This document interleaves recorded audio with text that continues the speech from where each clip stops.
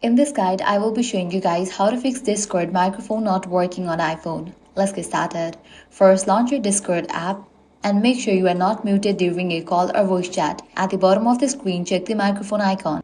If it has a line through it, just tap it to unmute yourself and see that fixes the issue. Next, check your device permission. For that, go to Settings. Click on the option Apps. From the list of apps, find Discord and launch it. Make sure the microphone option is turned on so the app can access your mic.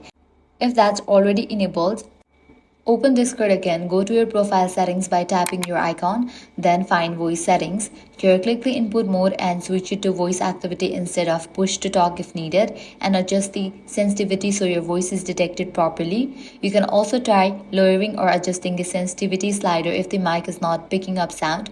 Finally, if nothing works, try joining a different voice call or server because sometimes the issue might be with the other user or channel.